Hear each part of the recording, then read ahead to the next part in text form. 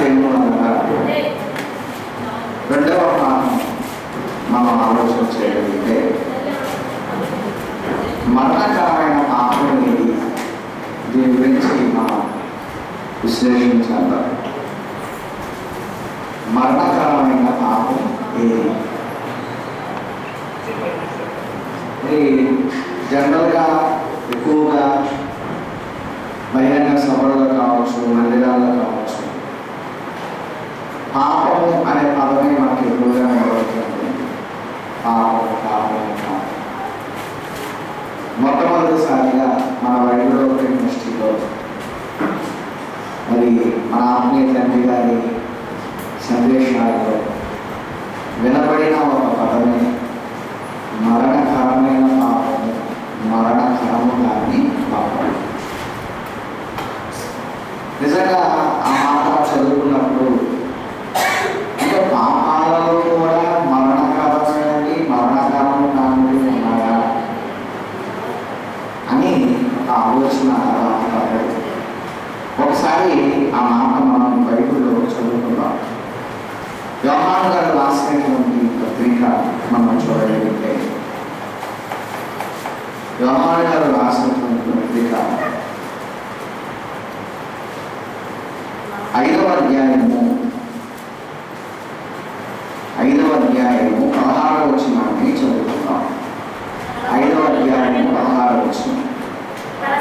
తన సహోదరుడు మరణకరము కాని పాపము చేయగా ఎవరైనను చూచిన యెడల అతడు వేడుకొనును. అతనిని బట్టి దేవుడు మరణకరము కాని పాపము చేసిన వారికి జీవము లేదా నిత్య జీవము దయచేయును అన్నాడు. తర్వాత మరణకరమైన పాపము కలదు, అట్టి దాని గురించి వేడుకొనవలెనని నేను చెప్పుటలేదు. అసలు సకల దుర్నీతి కూడా పాపమే. అయితే మరణకరము కాని పాపము కలదు అన్నాడు. ఇక్కడ మనం చూడగలిగితే మరణకరమైన పాపము, మరణకరము కాని పాపము అని రెండు కలవడం ఉన్నాయి. అసలు సకల దుర్నీతి కూడా ఏంటి? పాపమే. ఏ దుర్నీతి అయినా సరే పాపం. కానీ మరణకరమైనది మరణకరము కాదు అంటున్నాడు. ఇప్పుడు ఎవరైనా ఒక వ్యక్తి హత్య చేశారనుకో, వెంబడే తీసుకెళ్ళి ఉరిశిక్ష చేయరు. అర్థమైందా? కేసును దర్యాప్తు చేస్తారు. ఎలా దర్యాప్తు చేస్తారు అని అంటే, పగలతో ప్రతీకారాలతో హత్య జరిగిందా, లేదా తమను తాను రక్షించుకునే ప్రయత్నంలో హత్య జరిగిందా అనే కోణంలో దర్యాప్తు జరుగుతుంది. బాగా ఆలోచించాలి. ఇప్పుడు ఒక స్త్రీ ఇంట్లో ఒంటరిగా ఉంది. ఎవరో చూశారు, ఒంటరిగా ఉంది కదా అని వెళ్ళిన తర్వాత ఆమె మీద బలాత్కారం చేయబోతుంటే ఆమె ఏం చేసింది? తనను రక్షించుకునే ప్రయత్నంలో కూరగాయల కత్తి లాంటిదని తీసుకొని కసా పొడిచేసింది. పొడిచింది కాబట్టి మంట జరిగింది కాబట్టి ఆమె తీసుకెళ్ళి లోపల ముందు పెడతారు. తర్వాత వేయిస్తారు. దాని తర్వాత మన కేసు దర్యాప్తు. ఈ దర్యాప్తు ఆమె తనను తాను రక్షించుకునే ప్రయత్నంలో అనుకోకుండా మరి ఎక్కడ నన్ను చంపేస్తాడో అని నేనే అతన్ని చంపేశాను అని తేలింది అనుకోండి, ఉరి శిక్ష లేదు. ప్రియమైన దేవుడు వల్ల ఏదో కొన్ని సంవత్సరాలు ఒక జరిమానా విధించి పంపించేస్తారు. అంటే జరిగింది మర్డరే. కానీ ఏ ఉద్దేశంతో జరిగింది, ఎందుకు జరిగింది, లేకపోతే ఎలాంటి పరిస్థితుల్లో జరిగింది, ఇవన్నీ కూడా కోర్టు ఎలాగైతే తీసుకుంటుందో బాగా ఆలోచించాలి. ఎలాగైతే కోర్టు పరిగణలోకి తీసుకుంటుందో దేవుడు కూడా పాపాల విషయంలో 2 రకాల పాపాల గురించి ఇక్కడ మాట్లాడుతున్నాడు. ఒకటి మరణకాలము కానీ పాపం, అంటే అది మరణకరమైనది కాదు, ఆత్మే కానీ అది మరణకరమైంది కాదు. అంటే మరణకరమైంది కాదంటే అంటే ఆ పాపానికి నేను తీసుకెళ్ళి నరకంలో వేయడం అవసరం లేదు. దేవుడు నువ్వు కానీ ఆ పాపం చేస్తున్నవాడు ఎవరో కానీ నీ గురించి ప్రార్థన చేస్తే ఏమవుతుందన్నాడు, ఆ మరణకరం కానీ పాపాన్ని నేను తీసేసి అతనికి నిత్య జీవము ఇస్తాను అన్నాడు. అర్థమైందా? అంటే ఎగ్జామ్షన్ ఉంది లేదా క్షమాపణ ఉంది. ఇంకా చెప్పాలి అంటే ఆ పాపము ప్రమాదకరమైంది కాదు కనుక దేవుడు క్షమించడానికి సిద్ధంగా ఉన్నాడు, క్షమించాడు. అతన్ని పరలోకానికి చేర్చుకుంటాను, జీవము అనుగ్రహిస్తాను అని చెప్పాడు. ఇకపోతే దాని గురించి మనం ఆలోచించాలి, కానీ దానికంటే ముఖ్యంగా ఆలోచించాల్సింది దేని గురించి అంటే మరణకరమైన పాపం. ఇక్కడ ఏమన్నాడంటే ఈ మరణకరమైన పాపం గురించి ఒకడు వేడుకలను ఆయన ఏం చేయడట, వేడుకోవడం వల్ల నేను చెప్పట్లేదు అన్నాడు. వేడుకోవడం వల్ల నేను ఎందుకు చెప్పట్లేదు, వేడుకున్నా ఆయన క్షమించడు కాబట్టి. వేడుకున్నా ఆయన క్షమించడు, అందుకని అసలు వేడుకోండి నేను చెప్పట్లేదు అన్నాడు. ప్రియమైన దేవుడు అన్నదా, ఏంటి మరణకరమైన పాపం, ఎందుకు దీని విషయంలో అసలు మీరు వేడుకోవడం అనవసరం అన్నట్టుగా ఆ పదాలు ఎదుర్కొన్నాయి. ఇది మనం ఆలోచించవలసిన విషయం. ఎందుకంటే క్షమాపణ ఉన్నవి, మరణకరము కానీ నీ క్షమాపణ అడిగితే దేవుడు క్షమిస్తానంటున్నాడు, కాపాడుతానంటున్నాడు, జీవనిస్తానంటున్నాడు. కాబట్టి మనం దాని గురించి పెద్దగా ఆలోచించలేకపోయినా ప్రాముఖ్యంగా ఆలోచించవలసింది ఏంటి అంటే మరణకరమైనది. అది ఇది చేస్తే ఇక ఏం లేదు, నీకు క్షమాపణ అనేదే లేదు. ఇంకా ఆ పాపం చేస్తే నువ్వు ఇంకా ఎవరు వేడుకున్నా అనవసరం అని దేవుడు అంటాడు. మరి ఆ పాపం చేస్తే ఒకవేళ మనం చేస్తే మన పరిస్థితి మనకు లేదు కదా, ఛాన్స్ అనుభవం లేదు కనుక తెలుసుకోవాలి. అదేంటి అనేది తెలుసుకోవాలి, దాని జోలికి వెళ్ళకుండా ఉండగలగాలి. ప్రియమైన దేవుడు అన్నాడు, అలాంటివి బైబిల్లో ఎక్కడైనా ఏమైనా ఉన్నాయా అంటే మీకు ఇక్కడ అర్థం కావాల్సింది ఏంటంటే క్షమించే పాపాలు, క్షమించకూడని, క్షమాపణ లేని అది దానితో మరణకరమైంది, మరణకరము కానిది అంటే అర్థం ఏంటంటే మరణకరమైంది అంటే అర్థం ఏంటంటే ఇక అది చేస్తే నువ్వు నరకమే కాదు. మరణకరము కానిది అంటే దాని గురించి వేడుకుంటే నువ్వు లేకపోతే అతను ఎవరో చూసినట్టున్నా ఎవరో వేడుకుంటే దాని గురించి నువ్వు మానవసు పొందితే దానికి ఏముంది, క్షమాపణ. కనుక ఈ 2 డిఫరెన్స్ అంటే క్షమాపణ ఉన్నది, క్షమాపణ లేనిది.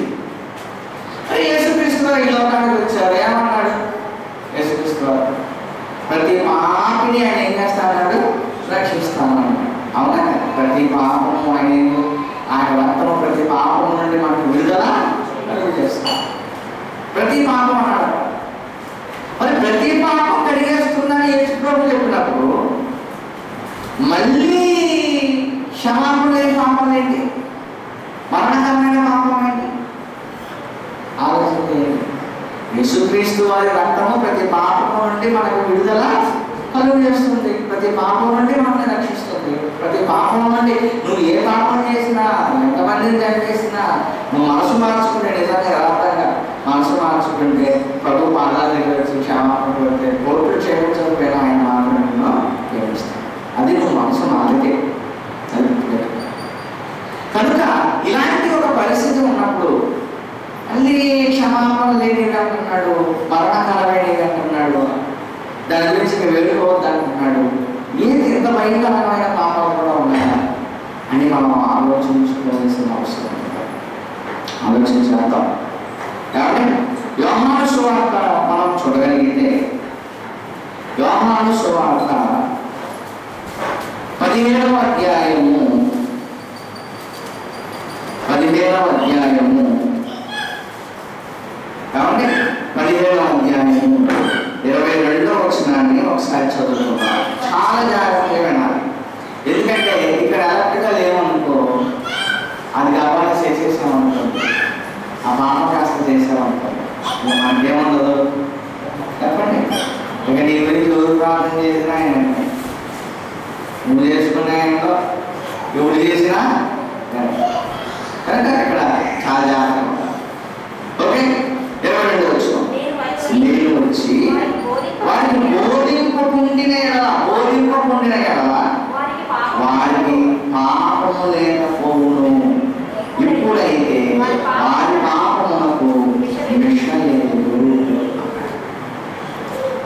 ప్రియమైన దేవుడు వల్ల యేసుక్రీస్తు వారు ఏమంటున్నారంటే నేను వచ్చి వారికి బోధింపకుండిన ఎడల, నేను వచ్చాను మరి నేను బోధ చేశాను, నేను అలా బోధ చేయకుండా ఎడల వారికి ఏమి లేకపోవడం అన్నాడు, పాపం లేకపోవడం. ఎందుకంటే చెప్పలేదు కదా, తెలియదు కదా వాళ్ళకి, కనుక వాళ్ళ మీద పాపం ఆరోపించబడ. అది ఏం జరిగింది, నేను వచ్చేసాను, నేను చెప్పాల్సిందే చెప్పేశాను. ఇప్పుడైతే అన్నాడు చూడండి, ఇప్పుడైతే వారి పాపమునకు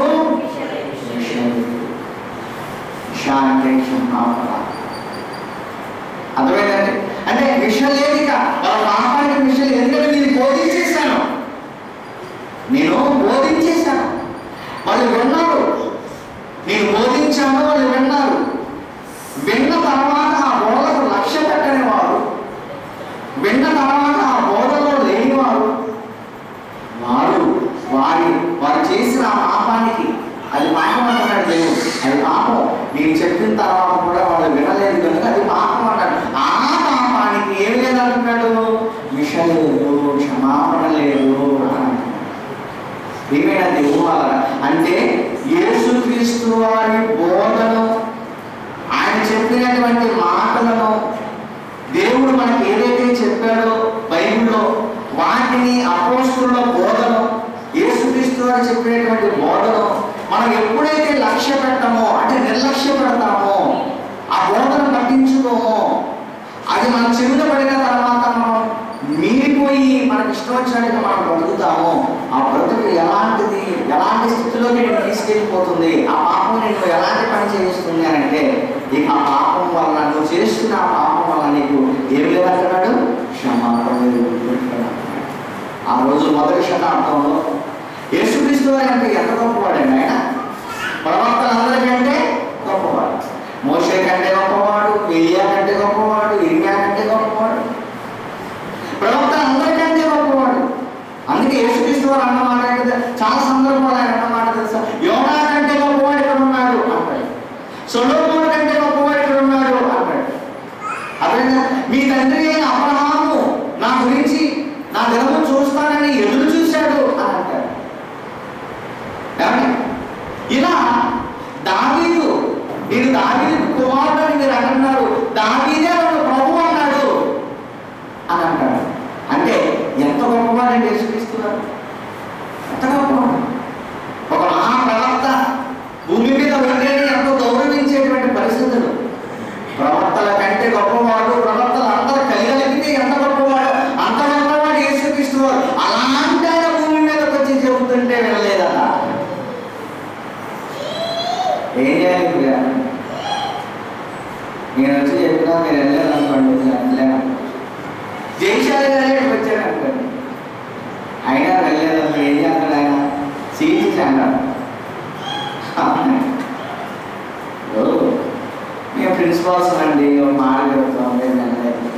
మా పైన ఎవరు ఉన్నారు, అడిషనల్ డిప్యూటీ డైరెక్టర్, వాళ్ళు ఒక మాట చెప్తారు, అయినా వాళ్ళ పైన డిప్యూటీ డైరెక్టర్లు ఉన్నారు, వాళ్ళు ఒక మాట చెప్తారు, అయినా జాయింట్ డైరెక్టర్లు ఉన్నారు, వాళ్ళు చెప్తున్నారు.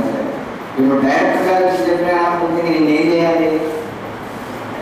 అలాగే మోషే కంటే, ఏలియా కంటే, అబ్రహాం గారి కంటే, ఆ తర్వాత ఏమంటే దావీదు గారి కంటే ఎవరెవరు గొప్పవారు ఉన్నారో అందరికంటే గొప్పవాడైన అలాంటి మహనీయుడు భూమి మీదకి వచ్చి చేస్తుంటే పట్టించుకోలేదండి.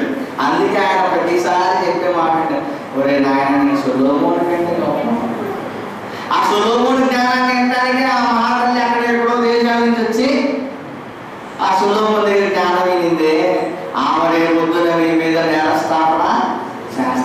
ఎందుకంటే ఆయన కంటే నేను గొప్పవాడిని. సొలొమోను కంటే గొప్పవాడు, దావీదు కంటే గొప్పవాడు. దావీదు ప్రభువా అని పిలిచాడట ఆయన. ఒక మోషే గారు, ఎంతమంది గొప్పవాళ్ళు ఉన్నారు పాత నిబంధన చరిత్రలో. దానికంటే గొప్పవాడు వచ్చి చెబుతుంటే వినాలా వద్దా చెప్పండి? వినాలా వద్దా? వినాలి. అందుకే ఆయన అన్న మాట, నేను వచ్చి బోధింపకుండానే ఎలా వారికి పాపము లేకపోవడం. కానీ నేను వచ్చేసాను, చెప్పాల్సింది చెప్పేశాను, కానీ మీరేం చేయలేదు, వినలేదు వినలేదు వినలేదు వినలేదు. ఏమంటున్నారంటే 22వ వచనంలో, నేను వచ్చి వారికి బోధింపకుండానే వారికి పాపము లేకపోవడం. ఇప్పుడైతే ఇక వారి పాపములకు ఎందుకంటే నేను బోధించేశాను, నేను ఏం చెప్పాలని చెప్పాను, కానీ వారి పాపమునికి ఏ విధంగా అన్నాడు విషయం లేదు. ఈరోజు సత్యం చెప్తున్నామా, యథార్థం చెప్తున్నాం, వాస్తవం చెప్తున్నాం. కథలు, మాయ మాటలు, గంతనాలు ఇలాంటివి ఏమీ లేవు. వాక్యం ఉన్నది ఉన్నట్టుగా, వాక్య భావం ఎక్కడా మారకుండా, ఒక ప్రశ్న ఎక్కడైనా తలెత్తితే దాన్ని మళ్ళా బైబిల్లో ఉన్న వాటినే చూపిస్తూ ఒక యథార్థమైన, స్వచ్ఛమైన, పాల కంటే శ్రేష్టమైన బోధ ఈరోజు మనం చెప్తున్న బోధ మీరు వింటున్న బోధ. ఇలాంటి ఒక బోధకు ఎంతమంది ఆకర్షిస్తారు? ఎంతమంది వస్తున్నారండి చెప్పండి? ఎంతమంది లోపడుతున్నారు ఈ బోధ? ఎంతమంది ఒబే అవుతున్నారు? చాలా తక్కువ. అవునా? అలాంటి ఒక పరిస్థితి ఈరోజు ఈ బోధ విన్న ఈ బోధ వినని వారందరి పరిస్థితి ఏంటో ఇప్పుడు చెప్పిన మాట. అంత గొప్ప బోధ ప్రపంచంలో ఎక్కడా లేని ఒక స్వచ్ఛమైన బోధ, ఆరోగ్యకరమైన బోధ. ఎవరైనా ఏ ప్రసంగికుడైనా 10 ప్రసంగాలు చేస్తే అందులో 5, 6, 7 అన్ని కథలు ఉంటాయి, మాయమాటలు ఉంటాయి, అబద్ధ బోధ ఉంటుంది. అవునా కదా? మనం ఎవరైనా ప్రసంగం చేస్తే కూర్చోబుద్ధి కదా, మీరందరూ అనుభవించే ఉంటారు. వినబుద్ధి కాదు, వాడు చెప్పే తప్పని అర్థమైపోతా ఉంటుంది నాకు. ఆయన ఏమో నిజం చదువుతాడు, ఫీల్ అవుతాడు చదువుతాడు. ఆలోచించండి. అంటే ఒక స్వచ్ఛమైన బోధలో ఈరోజు మనం ఉన్నాం, కానీ ఈ బోధను స్వీకరించని వాళ్ళు ఎవరు ఉన్నారు? అందుకే వాళ్ళందరికీ ఒక హెచ్చరిక ఏంటో తెలుసా? యేసు ప్రభు బోధ చేస్తే ఎలాంటి బోధ వినపడిందో, అపోస్తులు బోధ చేస్తే ఎలాంటి బోధ వినపడిందో, అలాంటి ఒక స్వచ్ఛమైన బోధే బైబిల్లో పెన్నుగా ఉన్నటువంటి బోధ. ఇక్కడ కథలు ఉండవు, మాయమాటలు ఉండవు, సొంత ప్రయోజనాలు ఉండవు. మీరు విన్నా వినకపోయినా, అర్థమైనా చేసినా చేయకపోయినా చెప్పేది అంత ఖచ్చితంగా ఉంటుంది. మీరేదో అనుకుంటారని ఇక్కడ ఎవరు బోధ మార్చరు, అవన్నీ మిగిలిన సంఘాలు దొరుకుతూ ఉంటాయి. ఏమండి? కనుక అలాంటి ఒక బోధ వినబడుతున్నప్పుడు ఆ బోధకు ఒబే అవ్వకపోతే, ఆ బోధకు లోబడకపోతే దేవుడు ఏం చేయాలి అంటే, యేసుక్రీస్తు వారు చెప్పిన బోధ వినకపోతే, అపోస్తులు చెప్పిన బోధ వినకపోతే ఏముందని చెప్తున్నాడు ఇక్కడ? ఏమి లేదంటే మనకి మిష లేదు, పాపమునకు మిష. ఇది ఒకటి గుర్తుపెట్టాలి. రెండోది, ఎందుకంటే మనం వెతుకుతున్నాం ఇప్పుడు ఏ పాపాలు క్షమాపణ లేనివి, ఏ పాపాలు క్షమాపణ లేని వెతుకుతున్నాం. మనం రీసెర్చ్ చేస్తున్నాం, పరిశోధిస్తున్నాం, లేఖనాలు పరిశోధిస్తున్నాం. మనం ఏ పాపాలలో ఉంటే మనకి క్షమాపణ లేదు. ఏది పాపం? ఆధ్యాత్మికమే పాపం. అపమతనం గురించి, విచారణ గురించి, అనాలజీ గురించి చెప్పుకుంటాం. ఇది చూడండి, అసలు క్షమాపణ లేని బోధ. అంగీకరించకపోతే, బోధ విన్న తర్వాత అంగీకరించకపోతే పరిస్థితి చెప్తుంది. నెక్స్ట్ కూడా మనం ఆలోచిస్తే మరొక మరణకరమైన పాపం చూద్దాం. మత్తయి సువార్త 12వ అధ్యాయం మనం చూడగలిగితే ప్రియమైన దేవుడు అనగా, మత్తయి సువార్త 12వ అధ్యాయము మనం చూడగలిగితే అందులో రాయబడినటువంటి ఒక మాట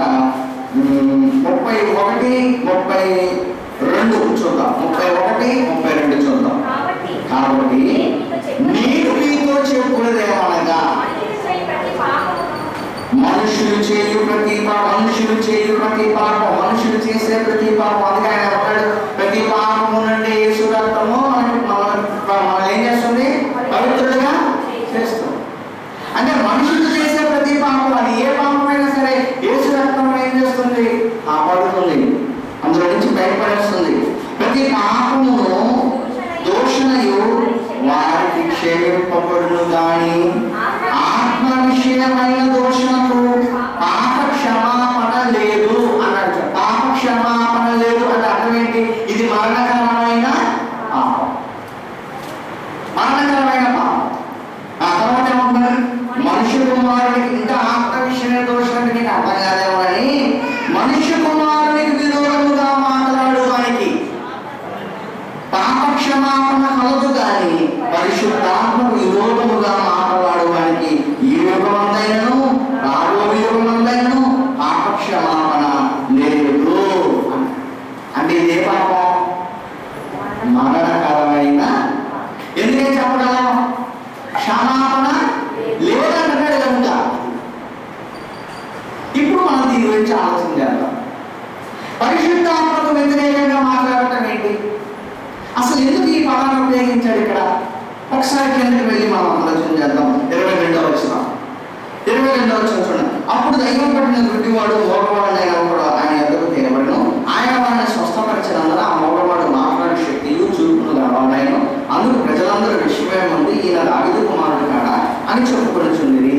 పరిసయ్యులు ఆ మాట విని, వీడు దయ్యముల అధిపతి అయిన బెయల్జెబూలు వల్లనే దయ్యములు వెళ్ళగొట్టుచున్నాడు కానీ మరి ఒకటి వల్ల కావాలని ఆయన వారి తలంపులను ఎరిగి వారిలో ఎట్లనో.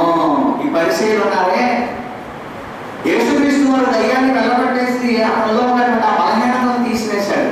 ఇదంతా ప్రజలందరూ చూశారు. అయితే అందులో ఉన్నటువంటి పరిసయ్యులు ఏమంటున్నారంటే, ఇది ఆయన దయ్యాల అధిపతి. అబ్బా, ఎంత మాట్లాడారండి ఆయన్ని, దయ్యాలకు అధిపతి అంటే ఆయన, ఆ దయ్యాలకు అధిపతి ఆయన బయల్జెబూలు వలనే దయ్యములను వెళ్ళగొట్టుచున్నాడు కానీ మరి ఒకటి వల్ల కాదనిది. అప్పుడు ఆయన ఏమన్నాడు? దానికి ఆయన వాళ్ళ తలంపులను ఎరిగిట్లను, తనకు తానే విరోధముగా వేరుపడిన ప్రతి రాజ్యము పాడైపోవును, తనకు తానే విరోధముగా వేరుపడిన ఏ పట్టణమైనను ఏ ఇల్లైనను నిలవదు. తనకు తానే విరోధం అయిపోతే ఏ పట్టణమైనా నిలిచిద్దా? ఆ పట్టణంలో ఉన్న వాళ్ళ పట్టణంలో కొట్టుకుంటారు అనుకోండి, అది ఉంటుందా?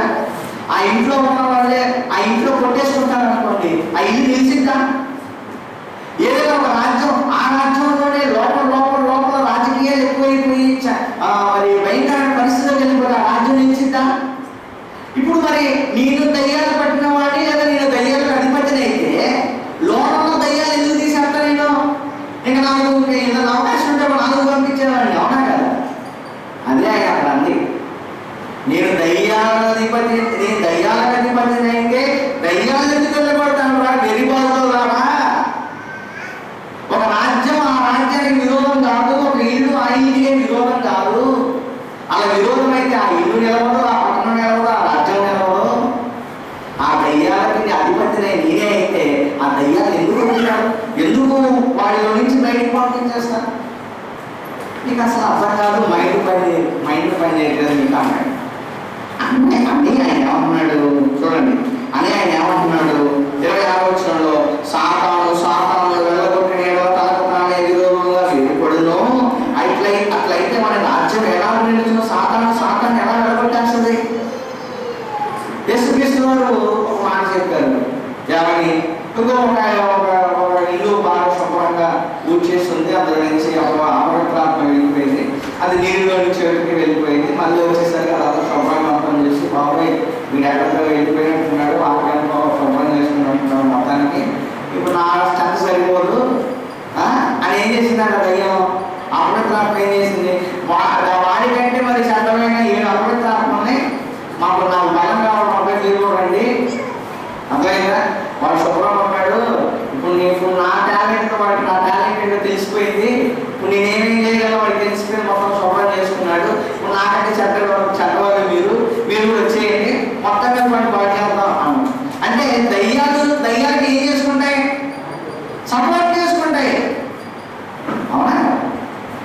అంటే యేసుప్రభు ఏమన్నాడంటే నేను దయ్యాలు కనిపెడుతుంది కాదు, నేను దయ్యం పెట్టినో లేకపోతే దయ్యాలు కనిపెడుతుంది కాదు. ఒక సాతాన్ని ఇంకొక సాతాన్ని ఏం చేస్తుంది? వెళ్ళబడుతుందా? అలా వెళ్ళబడితే తనకు తానే విరోధంగా వేరుకోను, అట్లయితే మన రాజ్యం ఎలాగో నిల్చును అని చెప్పుకుంటే 27వ వచనంలో నేను బయలుదేరుడు వల్ల దయ్యములను వెళ్ళగొట్టుచున్న ఎడల మీ కుమారుడు ఎవరి వలన వాటిని వెళ్ళగొట్టుచున్నారు. సరే నేనే బయలుదేరుకోవడం వలన వెళ్ళగొట్టున్నాను అనుకుందాం. మీ పిల్లలు కూడా ఏం చేస్తున్నారు? పరిశీలన వాళ్ళు వాళ్ళ పిల్లలు కూడా ఏం చేస్తారు? దయ్యాలే. మరి వాళ్ళకి ఎన్ని దయ్యాలు పెట్టిరా అని అడుగుతున్నాడు. నాకు దయ్యం పట్టిన అన్నారే, మరి వాళ్ళకి ఎన్ని దయ్యాలు పెట్టిరా అన్నాడు ఆయన. కాబట్టి వాడే నీకు తీర్పులై ఉండును. ఇప్పుడు ఆ మాట చెప్తున్నాడు 28వ వచనంలో, దేవుని ఆత్మ వలన నేను దయ్యములను వెళ్ళగొట్టుచున్న ఎడల నిశ్చయముగా దేవుని రాజ్యం మీ యొక్కకు వచ్చి ఉన్నది.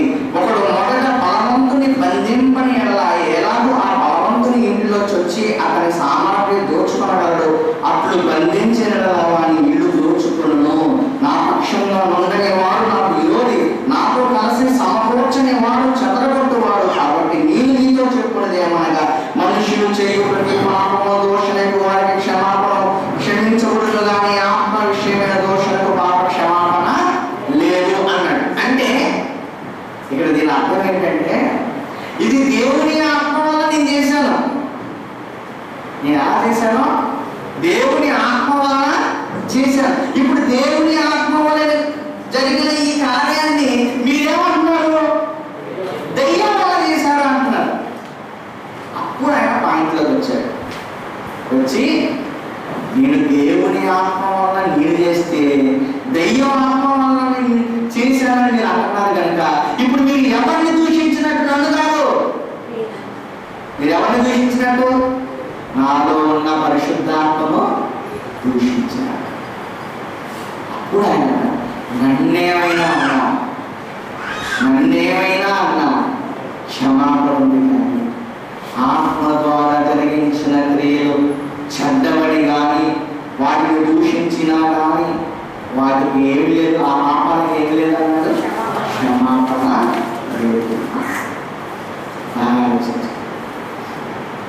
అంటే పరిశుద్ధాత్మ వలన జరిగిన కార్యాలు ఏవైతే ఉన్నాయో వాటిని దూషించినా, వాటికి వ్యతిరేకించినా, వాటిని నిందించినా అది ఏమవుతుంది? పాపం అవుతుంది. ఇది మీకు అర్థమైతే ఈరోజు పరిశుద్ధాత్మ పేరుతో ఎంత అన్నది జరుగుతుందండి. ఒకడు పాంప్లెట్లో వాట్సాప్లో పెద్దగా వేసేస్తాడు. ముఖ్య ప్రసంగికుడు పరిశుద్ధాత్మ దేవుడు అంటాడు. ఎక్కడ ఉన్నాడని లోపల వాడికి వెళ్ళి ఎక్కడ ఉన్నాడు? ముఖ్య ప్రసంగికుడు ఎవరంట? ఎందుకంటే చూసారా కోపం అలాంటివి. అయితే ముఖ్య ప్రసంగికుడు పరిశుద్ధాత్మ దేవుడు. ఓకే వేసావు. పరిశుద్ధాత్మ దేవుడు అని ఎందుకు వేసావు అంటే ఇప్పుడు నాలో ఉండి చెబుతుంది పరిశుద్ధాత్ముడే కానీ నేను కాదు అంటున్నావు నువ్వు. అంతేనా? నువ్వు వాక్యంలో తప్పు చెబుతున్నావు. ఇప్పుడు తప్పు చెప్పినప్పుడు నువ్వు ఆ పేరు ఏమని వేసావు? పరిశుద్ధాత్మ దేవుడు అని వేసావు. అంటే ఇప్పుడు ఆ తప్పు చెప్పిందావు అమ్మా. నువ్వు తప్పు చెప్పేసి ఆయన మీద వేసేస్తే నిన్ను పర్వతం చెబుతాడు ఆయన. అందుకే ఎప్పుడు పరిశుద్ధాత్మ నేను చెప్పాను అనకండి. పరిశుద్ధాత్మ సహాయం కోరుకోవడం తప్పు లేదు, కానీ పరిశుద్ధాత్ముడే చెప్తున్నాడని ఎప్పుడు చెప్పకండి. ఎందుకంటే పరిశుద్ధాత్ముడు ఇప్పుడు మనలో ఉండి చెప్పించేటట్టయితే మనకు 66 పుస్తకాలు అవసరం. అంతే కదా? ఎందుకు? లోకంలో పరిశుద్ధాత్ముడు చెప్పేస్తాడు. మోషే గారు అన్నాడు, క్రీస్తు కూడా 1500 ఆయన ఇలా అనుకున్నాం మనం. అవునా? ఎప్పుడో ఆయన ముందున్న 2000 సంవత్సరాల క్రితం ఉన్న చరిత్ర ఎలా కలిగాడు? ఆయన ఎవరున్నారు? సృష్టి గురించి ఎలా అడగలిగాడు? పరిశుద్ధాత్ముడు. ఇప్పుడు నేను కూడా నాలో ఉండి చెప్పేది పరిశుద్ధాత్ముడు అయితే నాకు 66 పుస్తకాలు నీ బైబిల్ ఎందుకు?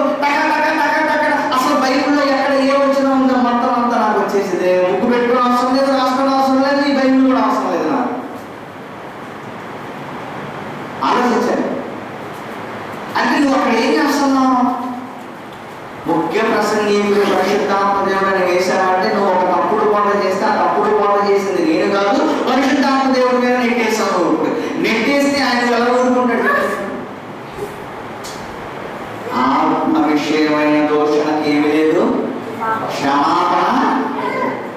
పరిశుద్ధాత్మ వల్ల జరిగిన కార్యాలు పరిశుద్ధాత్మ వల్ల జరగలేదని చెప్పినా, పరిశుద్ధాత్మ ద్వారా జరగనివి ఇది పరిశుద్ధాత్మే చేశారని చెప్పినా అది ఆత్మను దూషించినట్టు గుర్తుపెట్టుకోండి.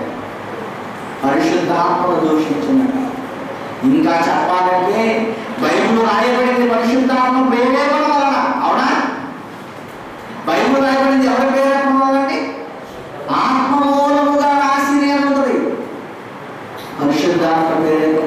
ఈ పరిశుద్ధాత్మ ప్రేరేపణ వలన రాయబడిన ఈ వాక్యాలను నువ్వు కలిపేసి చెప్పేసి నీకు ఇష్టం వచ్చినట్టు నువ్వు బోధ చేసేస్తున్నావంటే పరిశుద్ధాత్మ వలన రాయబడిన ఈ వాక్యాలు వక్రీకరిస్తున్నావంటే, ఎలా పడితే అలా చెప్పేస్తున్నావంటే, తప్పులు బోధ చేసేస్తున్నావంటే నీకు క్షమాపణ ఉందా? చెప్పండి. అపవాది ఎంత తెలివైనదో తెలుసా? వీళ్ళు మరణకరం కానీ పాపాలు చేసినా మళ్ళీ ఏదో రోజు తెలుసుకొని క్షమాపణ అడిగి ఏం చేస్తున్నారు? పరలోకానికి వెళ్ళిపోతున్నారు. కనుక వీళ్ళ చేత ఏం చేయించాలి? మరణకరమైన పాపాలు చేయిస్తే వీళ్ళకి క్షమాపణ లేదు అని అందరి చేత మరణకరమైన పాపాలు చేసేటట్టుగా చేస్తారు. ఈరోజు ఎన్ని తప్పుడు బోధలు చెప్పండి. అందుకే బోధ చేసేవాళ్ళు చాలా తెలిస్తేనే చెప్పాలి, లేకపోతే తెలియదని చెప్పండి, ఏం పర్వాలేదు, దానివల్ల నష్టమయ్యేదేమి లేదు. తెలిస్తే చెప్పాలి, తెలియకపోతే తెలియదని నేర్చుకుంటానని చెప్పాలి. అందులో సిగ్గుపడిన అవసరం లేదు, నష్టపోయేదేమి. నువ్వు తెలుసు అన్నట్టుగా ఏదో కలిపావు అనుకో, నీ సంగతి అయిపోయిందని అంటావు. కనుక పరిశుద్ధాత్మకు వ్యతిరేకముగా ప్రవర్తించిన, దూషించిన, ఆయన చేసిన కార్యాలు ఆయన చేయలేదని చెప్పిన, తర్వాత ఆయన చెయ్యని ఆయనే చేశాడని చెప్పిన, ఇదంతా ఎవరి మీద పెట్టేస్తున్నాం? పరిశుద్ధాత్మ ఏదో నేను స్వస్థత చేశాడు, అది చేశాడు, ఇది చేశాడు. పరిశుద్ధాత్మ భాషలో అది పిచ్చి మాటలు, భాషలు కదా, అది పిచ్చి మాటలు. అర్థమైందా? ఇప్పుడు నాలో ఉండి పరిశుద్ధాత్ముడే మాట్లాడిస్తున్నాడు. ఏంటి బోధ? ఏం చేస్తాం? పరిశుద్ధాత్మ దేవుడు చెయ్యని కార్యాలు ఆయన చేస్తున్నట్టుగా ప్రకటిస్తున్నా. తప్పు చేయట్లేదు, అదంతా తప్పు చేస్తున్నారండి. అందుకే క్షమాపణ లేని పాపం కూడా వెళ్ళిపోతున్నారు. క్షమాపణ లేని పాపం చేస్తారు. ప్రియమైన దేవుడు వల్ల ఇలా మనం ఆలోచించుకుంటే ఇది రెండవది మరణకాలమైన పాపం. ఇక మూడవది కూడా ఆలోచించేద్దాం. మూడవది కూడా మనం ఆలోచన చేస్తే ఒకసారి మనం ప్రకటన గ్రంథం చూద్దాం. ప్రకటన గ్రంథము 21వ అధ్యాయము. ప్రకటన గ్రంథము 21వ అధ్యాయము మనం చూడగలిగితే 8వ వచనాన్ని ఒకసారి చదువుతున్నాం.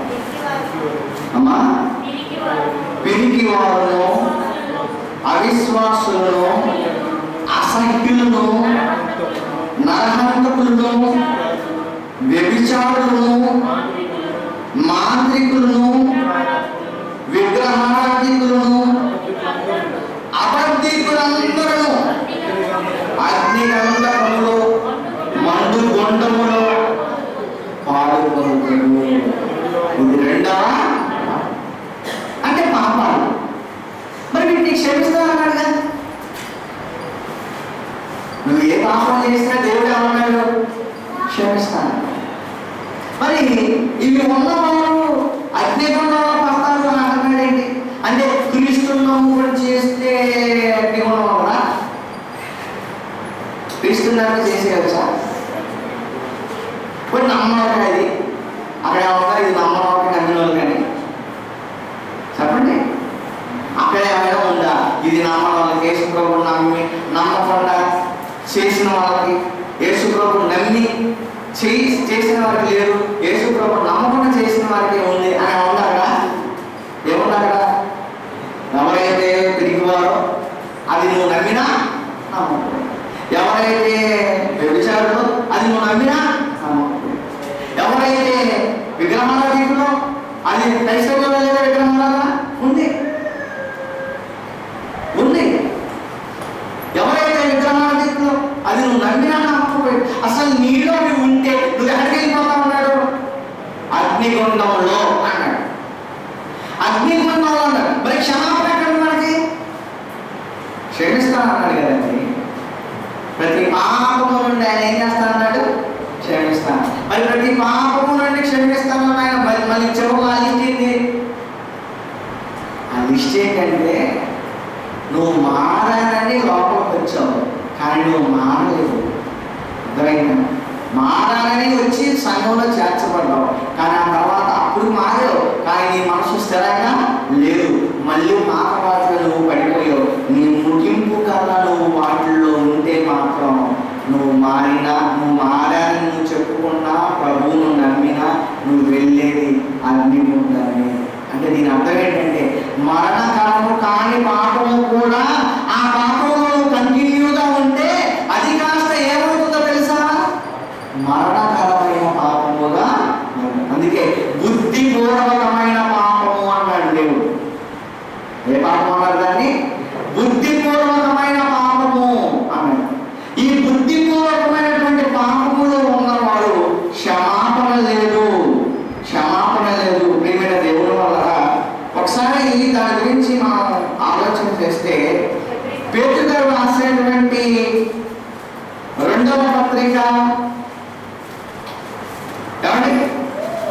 2వ పత్రిక 2వ అధ్యాయము 21వ వచనం చూద్దాం. అమ్మా, వారు నీతి మార్గము అంటే ఈ మార్గము సత్యము, నీతి మార్గము అనుభవపూర్వకంగా తెలుసుకొని తాము అప్పగింపబడిన పరిశుద్ధమైన ఆజ్ఞ నుండి తొలగిపోవడం కంటే అసలు ఆ మార్గం అనుభవపూర్వకంగా తెలియక ఉండటయ్యే వారికి మేలు. ఎందుకని? నువ్వు నమ్మావు, వచ్చావు, తెలుసుకున్నావు, వచ్చావు, నమ్మావు, అంతా అయిపోయింది. మళ్ళీ నువ్వేం చేస్తున్నావు? ఒక కుక్కలాగా మళ్ళీ కక్కిందాన్ని మళ్ళీ తింటున్నావు. అందుకని దేవుడు ఏమన్నాడు? అసలు నీకు తెలియకుండా ఉండటమే నీకు.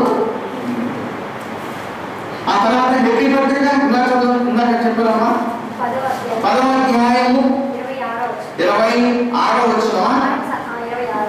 10వ అధ్యాయము 26 చూడండి ఒకసారి. హెబ్రీ రాసిన పత్రిక 10వ అధ్యాయం 26వ వచనం. మనం సత్యమును గురించి అనుభవ జ్ఞానం పొందిన తరువాత బుద్ధిపూర్వకముగా పాపము చేసిన యెడల పాపమునకు బలి ఇకను ఉండదు అన్నాడు. చూడండి, ఆ పాపానికి ఏముందట? బలి బలి బలి. అంటే మారు మనసు పొందే అవకాశం ఉన్నప్పుడు మారు మనసు పొందండి. సంఘంలో చేర్చబడిన సంఘానికి దూరంగా ఉన్నా నువ్వు మారు మనసు పొందుకోవాలి. నువ్వు చక్కగా బ్రతికితేనే, దేవుని కోసం బ్రతికితేనే. అనవసరమైన వ్యర్థమైన వాటిని మళ్ళీ లోకంలో ఉన్న వాటిని తెచ్చుకుంటే మాత్రం మళ్ళీ దేవుడు ఏమన్నాడంటే నీకు బలి ఉండదు అన్నాడు. బలి బలి లేదు నీకు, బలి నీకు పనికిరాదిక, బలి నిన్ను రక్షించదు. అదే అన్నాడు ఇక్కడ. బుద్ధిపూర్వకంగా పాపము చేసిన పాపములకు బలి ఇకను. అదే ఇందాక చదువుకున్న ప్రకటన గ్రంథంలో మండుకుండదు అంటే మరణకరము కాని పాపమే అయినా ఇవి మరణకరము కాని పాపాలే, క్షమిస్తానన్నాడు కదా. ప్రతి పాపం నుండి ఏమన్నాడు? నిన్ను క్షమిస్తానన్నాడు. ఇవి మరణకరము కానివే, కానీ క్షమాపణ పొందుకున్న తర్వాత, సంభవం చేర్చబడిన తర్వాత కూడా మళ్ళీ మనం వెనక్కి వెళ్ళిపోయి మనకి ఇష్టం వచ్చినట్టుగా మనం బ్రతికితే ఎలా దేవుడు యాక్సెప్ట్ చేస్తాడు? వాటి నుంచి విడిపించాలనే కదా యేసుతో పరలోకం ఈ లోకానికి వచ్చింది. విడిపించేసాడు, అయిపోయింది. మళ్ళీ మళ్ళీ ఎందుకు మళ్ళీ వాటి చదివి వెళ్ళిపోతాం? అందుకే ప్రకటనలో 7 సంఘాలకు పత్రికలు రాస్తే ఆయన ఏమన్నా ప్రతి సంఘం తన చెప్పిన మాకేంటి తెలుసా? మారు మనసు పొందిన ఎడల సరే అన్న. అంటే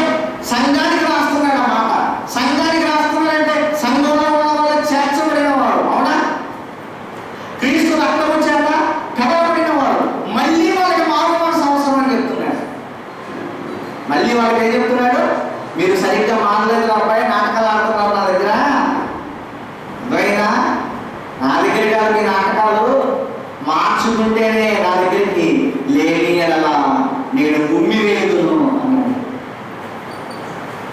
మరణకరము కాని పాపాలే, కానీ అవి కొనసాగించుకుంటూ వెళ్ళిపోతే అది బుద్ధిపూర్వకమైన పాపముగా పరిగణించబడి మరణకరమైన పాపముగా నీ మరణము ముగింపు కల్లా నువ్వు పవిత్రంగా పరిశుద్ధంగా దేవునికి ఇష్టమైన జీవితాన్ని నువ్వు జీవించకపోతే మాత్రం, ఆ దరిద్రపు పాపంలో ఉంటే మాత్రం మళ్ళీ నీకు తప్పదు రెండవ మరణం. ఇది మరణకరమైన పాపం చెప్తున్నాడు కదా. ఇక ఆ పాపములకు ఏం లేదన్నాడు? బలి లేదు.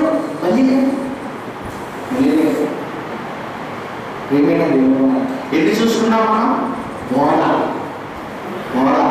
ఒక స్వచ్ఛమైన బోధ ఈరోజు మనం నమ్మింది. ఈ బోధకు లోబడకపోతే క్షమాపణ లేదు. పరిశుద్ధాత్మ ద్వారా జరుగుతున్న కార్యాలు పరిశుద్ధాత్మ చెయ్యట్లేదన్నా, పరిశుద్ధాత్మ చెయ్యని వాటిని పరిశుద్ధాత్ముడే చేస్తున్నాడని చెప్పిన, దూషించిన పరిశుద్ధాత్మ దేవుని ఏం లేదు. మూడోది మరణకరము కాని పాపములే, కానీ వాటిని నువ్వు కంటిన్యూగా చేసుకుంటూ పోతే మాత్రం, మారాయని చెప్పి మళ్ళీ వాటిని చేసుకుంటే పోతే మాత్రం అవి మరణకరమైన పాపముగా పరిగణించబడి రెండవ మరణానికి నేను దేవుడు అప్పగిస్తాడు. ఎందుకంటే అది బుద్ధిపూర్వకమైన పాపం. అవన్నీ క్షమించేదే, కానీ నువ్వు క్షమించబడి కూడా మళ్ళీ ఏం చేస్తున్నావు? వాటిలో నువ్వు అప్పుడు ఎందుకు ఇవ్వాలి దేవుడు పాపం? అవి తీసేయడానికి కదా యేసుప్రభు వచ్చాడు. అవి చేసేసావు, పొరపాటున తెలుసో తెలియకుండా చేసేసావు, నన్ను రక్షించి దేవుడు అని అడిగావు కనుక నీలో నుండి తీసేసాడు. పోలే పాపం అని నీలో నుండి తీసేసాడు. కానీ నువ్వేం చేసావు? మళ్ళీ వాటిలోనే ఉంటున్నావు. అంటే ఇప్పుడు ఏం చేయాలి? నేను నరకానికి పంపించదు. అది అన్ని జరుగుతున్నాయని నీకు న్యాయమా? ఇప్పుడు వాడు అదే పనిలో ఉన్నాడు, నువ్వు అదే పనిలో ఉన్నావు, ఇద్దరిని ఏం చేయాలి చెప్పండి? వాడికి మనకి తేడా ఏంటంటే చేసుకోవడం. దీనివల్ల డోసు పెరిగింది అని తగ్గడం. ఇలా చదువుకున్నాం కదా మనం, పేదలు గారు అసలు రెండో పని అసలు అది ఆ విషయం నీకు తెలియకుంటేనే మేము ఎందుకని లోపల నువ్వు ఇలా తెలుసుకొని మళ్ళీ నరకానికి వెళ్ళావు అనుకో, నీకు అక్కడ డోసు ఏం తగ్గవు. వాడు ఎక్కడో సెంటర్లో మండుతుంటే నువ్వు సెంటర్లో మండుతుంటావు. అది పరిస్థితి. డోసు తగ్గటమే కానీ తగ్గేదే లేదు యేసుప్రభువుని నమ్ముకోవడం వల్ల. ఏది? నువ్వు ఆ పాపంలో ఉండిపోయి చచ్చిపోతే. కనుక మరణకరము కానిదే, కానీ మరణకరమైంది ఇలా అనిపోతాయి. ఏమండి? తర్వాత కూడా మనం ఇంకొకటి కూడా మనం ఆలోచిస్తే, ఫైనల్గా ఇంకొకటి కూడా మనం ఆలోచిస్తే, ఇది మనందరికీ తెలిసిన సందర్భమే. మత్తయి సువార్త 27వ అధ్యాయము చూద్దాం. మత్తయి సువార్త 27వ అధ్యాయము మనం చూడగలిగితే, మత్తయి సువార్త 27వ అధ్యాయం 3వ వచనం చూడండి. 3వ వచనం. అప్పుడు ఆయన అప్పగించిన యోధా ఆయనకు శిక్ష విధింపబడగా చూచి పశ్చాత్తాపపడి ఆ 30 వ్యక్తులను ప్రధాన యాజకుని యొద్దకు కట్టెల యొద్దకు వాళ్ళ తెచ్చి, నేను నిరపరాధ రక్తము అప్పగించి పాపము చేసి తిని అని చెప్పాను. వారు దానితో మాకేమి నువ్వే చూసుకోమని చెప్పగా ఒకడు ఆ వెండి నాణ్యంలో దేవాలయంలో పారవేసిపోయి ఊరి పెట్టుకున్నాను. ఇస్కరియోతు యోధ ఏం పెట్టుకున్నాడు? ఊరి పెట్టుకున్నాడు. అంటే చచ్చిపోయాడు. బలవన మరణం, మరణ ఆత్మహత్య అంటారు. కానీ బలవన మరణం, బలవంతంగా చచ్చిపోయాడు. తనకు తానే చనిపోయాడు. తనకు తాను చనిపోయి ఆయన గురించి రాయబడిన మాట ఏంటంటే, ఈయన త్రోవ నుండి తప్పిపోయాడన్నారు, వెళ్ళవలసిన మార్గం నుండి తప్పిపోయాడన్నారు. అంటే పరలోకానికి వెళ్ళకుండా ఎక్కడికి వెళ్ళిపోయాడా? నరకానికి వెళ్ళిపోయాడు. ఏం చేసినందుకు చెప్పండి? యేసుప్రభుని అప్పగించినందుక? యేసుప్రభుని అప్పగించినందుక? అసలు యేసుప్రభు ఎవరో నాకు తెలియదు, అప్పుడు కూడా అన్నాడు పేతురు. ఆయన ఏం చేయాలి మరి?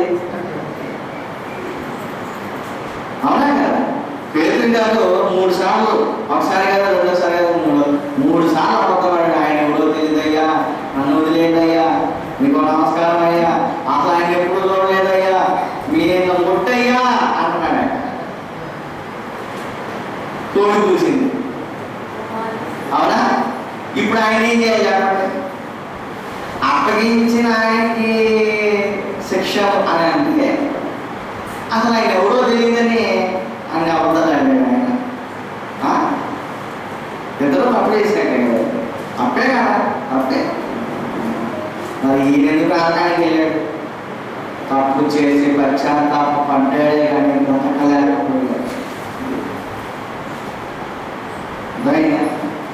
అదే బ్రతుకు అంటే క్షమించడం, ఎంతో మంది క్షమించిన ఆయన ఏముందండి? ఎన్నో పాపాలు క్షమించిన ఆయన ఉందండి. బతికి క్షమాపణ కోరితే ఎలా ఉండేదో పరిస్థితి.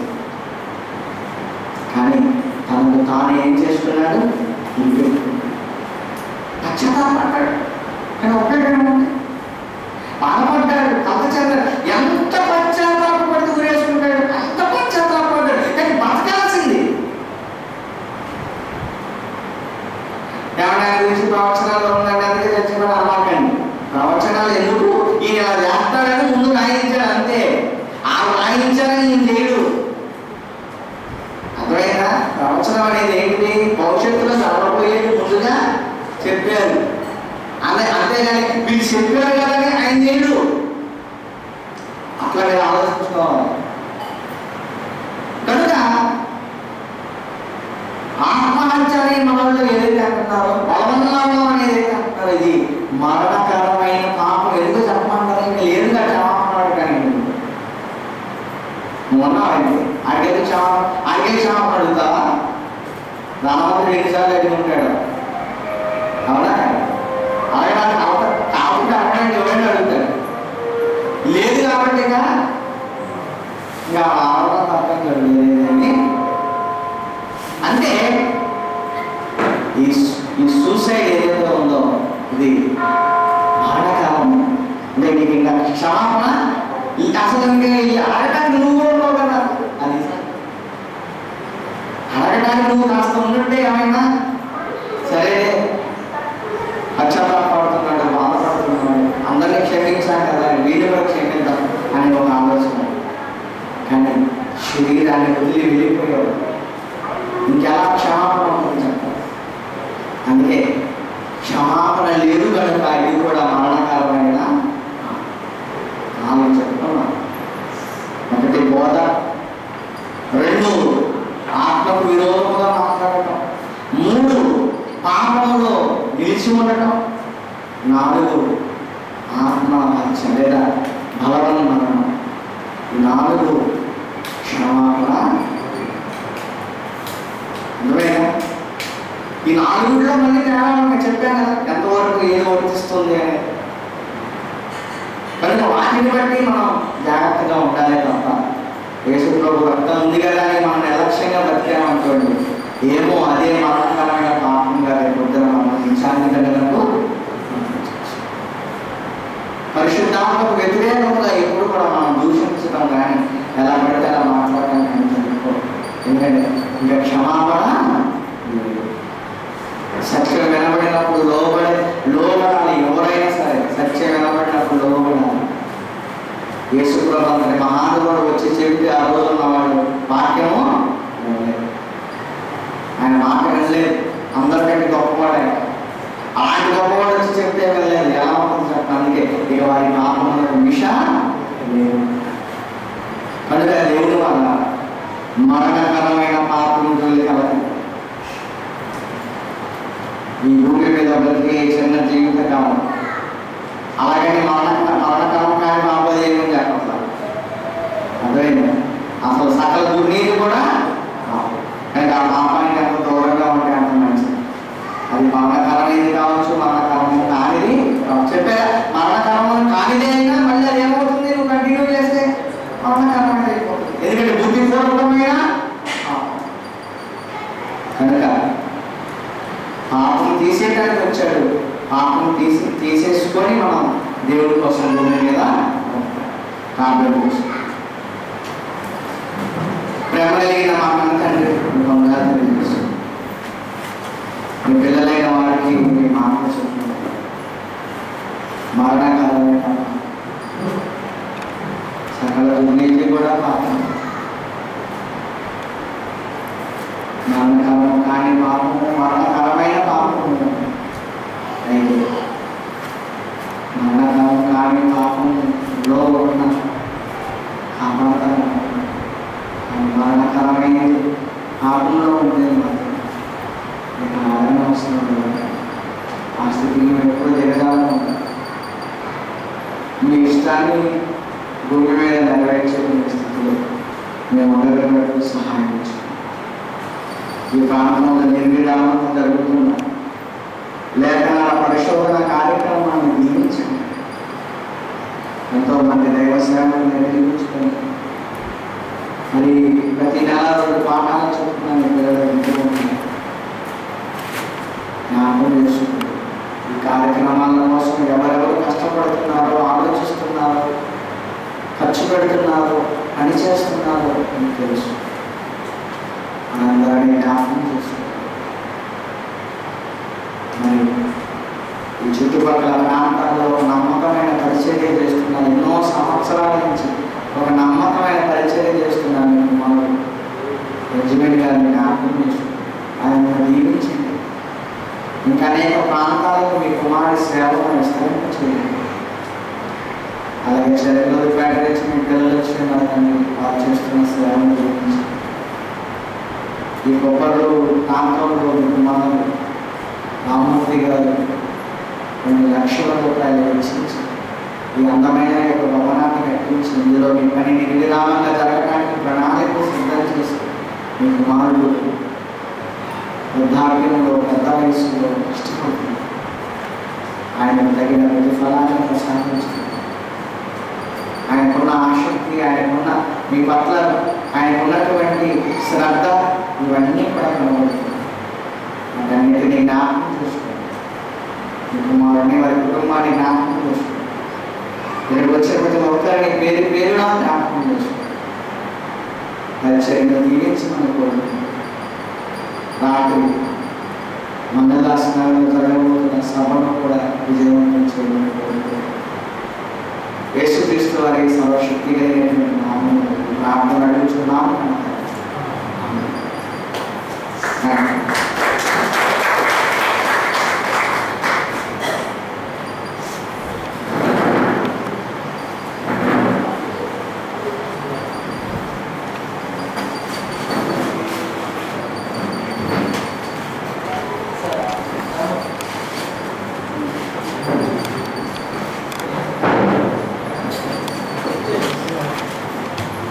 మంచిదండి.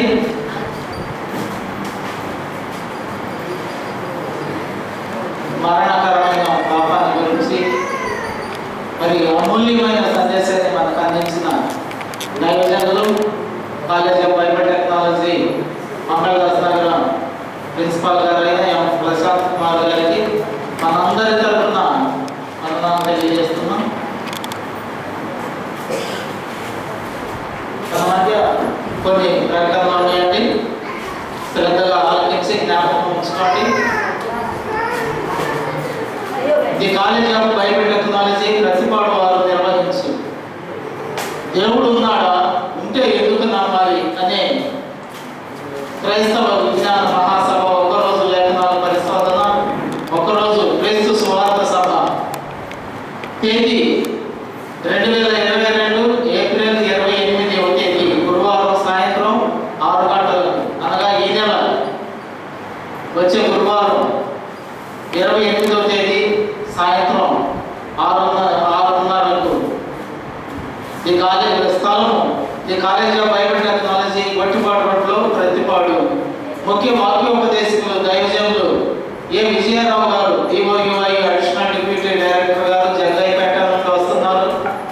మరి మాట్లాడే అంశం దేవుడు ఉన్నాడా, అంటే ఎందుకు నమ్మాలి అనే అంశం మీద వారు మనకి దేవుని వాక్యాన్ని అందిస్తారు. అలాగే వాక్యోపదేశకులు బ్రదర్ జే బెంజమిన్ గారు, ఎంబీటీహెచ్ సిబిటి ప్రిన్సిపాల్ ప్రతిపాడు. కాబట్టి ఈ విషయాన్ని మనసులో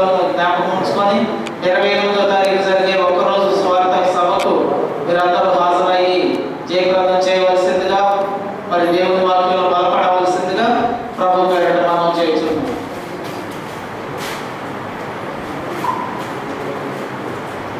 అలాగే college of Bible technology Chilakaluripet వారి సహకారంతో ఉప్పలపాడు క్రీస్తు సంఘం వారు నిర్వహించు యువత ఏది నీ కవిత అనే సత్యాత్మక ఐక్య క్రీస్తు విజ్ఞాన మహాసభలో తేదీలు 2022 ఏప్రిల్ 28, 29, 30 గురు శుక్ర శనివారాలలో ప్రతిరోజు సాయంత్రం 6:30 గంటలకు స్థలం ఉప్పలపాడు గ్రామం లోదరం చేర్చినందు పెదనందిపాడు మండలం గుంటూరు జిల్లా. మన చిలకలూరుపేట దగ్గర ఉన్న ఉప్పలపాడు అంటే 2 ఉన్నాయి కదా మనకి. గుంటూరు దగ్గర